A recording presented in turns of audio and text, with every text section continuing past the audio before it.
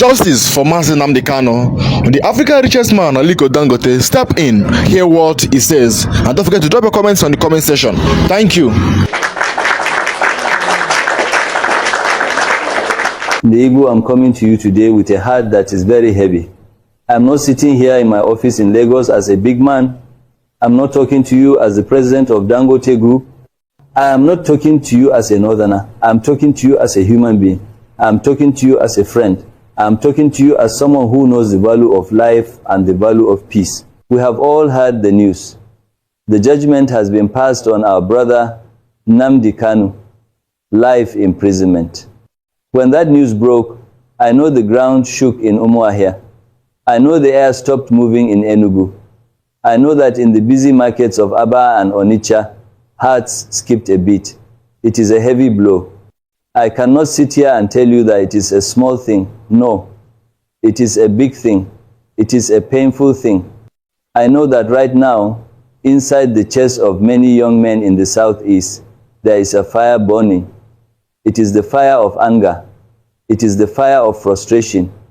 You feel like the system does not care about you. You feel like you have been pushed to the wall and there is nowhere else to go but to fight back. You feel that this judgment is not just on one man, but on an entire region. I hear you. I see you. But I have come to beg you. I have come to kneel down not with my knees on the ground, but with my spirit bowing before the great Igbo nation to say, please, calm down. I want us to reason together today. I want us to talk man to man, brother to brother. We often say that the Igbo man is the wisest man in the room. Why do we say that? It is because the Igbo man knows how to turn nothing into something. You give an Igbo man a lemon, he will not just make lemonade. He will build a factory that sells the juice. He will export the seeds, and he will use the peel to make medicine. That is your spirit. That is your gift from God. But today, the devil is waiting outside your door. The devil of confusion wants you to use that same energy to destroy everything you have built. Think about this.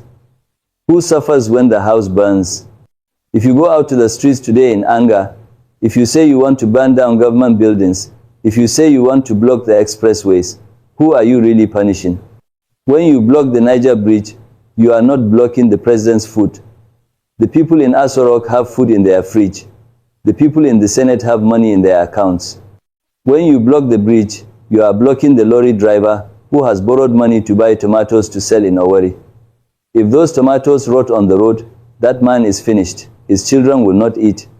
When you burn a police station or a local government office, the smoke will rise and enter the eyes of the old woman selling akara across the street.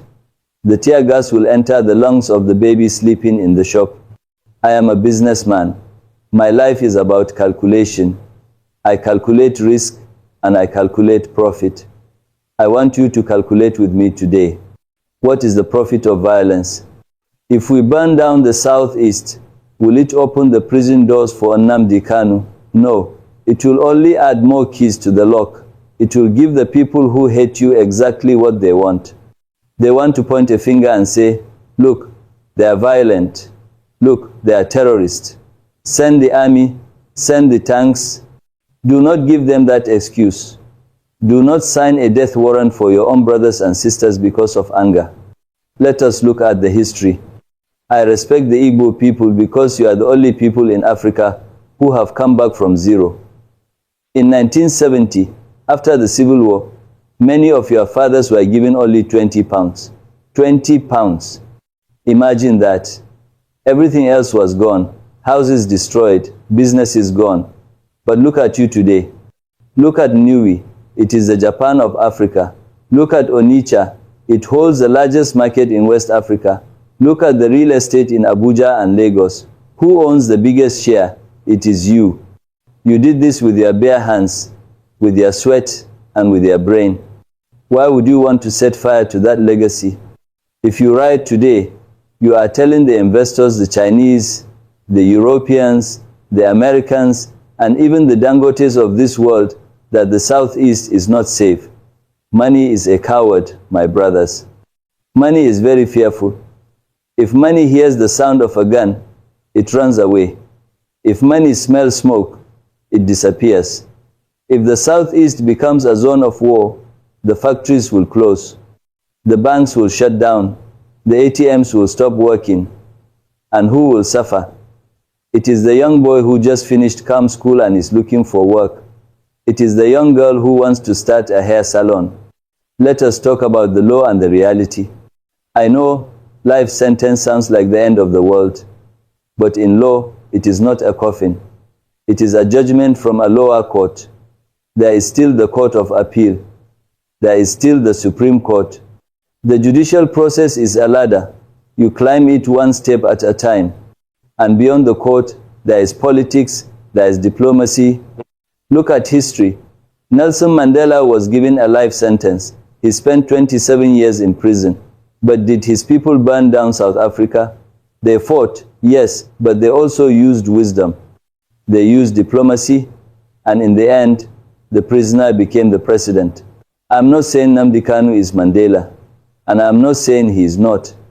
I'm saying that as long as there is life, there is hope. A prisoner can still be released through negotiation. A prisoner can be pardoned. But a dead man, a man shot by a stray bullet during a riot, he cannot be released. He cannot be pardoned. He is gone forever. I don't want any mother in Aba to cry tonight because her son did not come home. I don't want any father in Abakaliki to go to the mortuary tomorrow morning to identify a body. To the youth, the leaders of tomorrow, I want to speak specifically to the young men, the Gen Z, the ones with the smartphones. I know you are fearless. I know you have energy. I know you are tired of the way Nigeria is treating you. I understand. Nigeria has been hard on you. No light, no jobs. Cost of living is flying like a kite.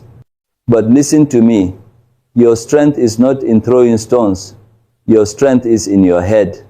The world is changing. The richest people in the world today are not the ones with the biggest guns. They are the ones with the best ideas.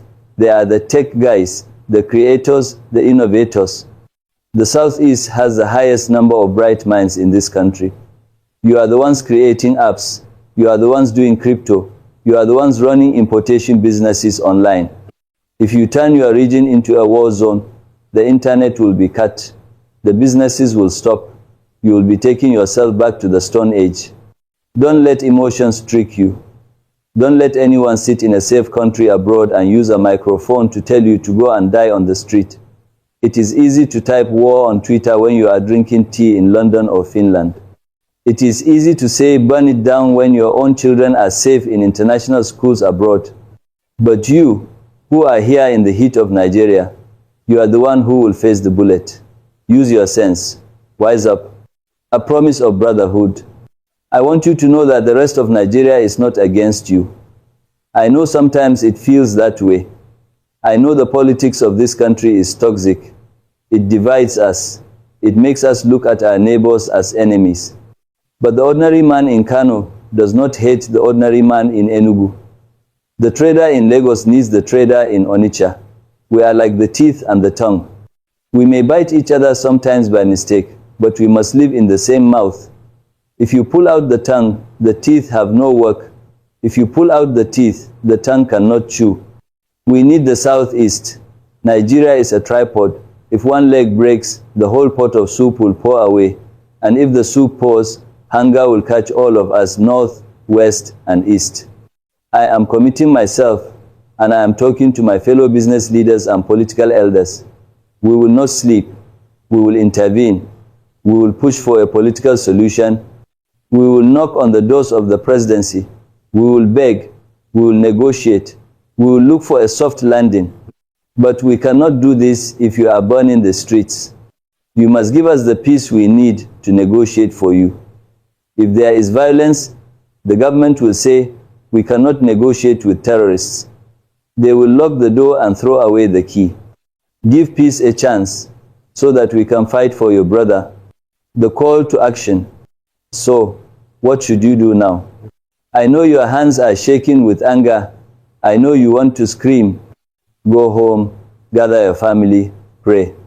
If you are a Christian, open your Bible, read the Psalms. Find strength in God. If you are a trader, go to your shop tomorrow. Open your doors. Let the market boss. Shame the devil. Show them that the Igbo spirit cannot be broken by a court judgment. If you are a student, pick up your book, read, pass that exam. That is the best revenge. Success is the best revenge. Build your region. Make the Southeast so prosperous, so rich, so advanced that Abuja will have no choice but to respect you. Do not become the victim. Be the victor. I promise you, the sun will rise again. The darkness of tonight is only for a while. Let us not set fire to the rain.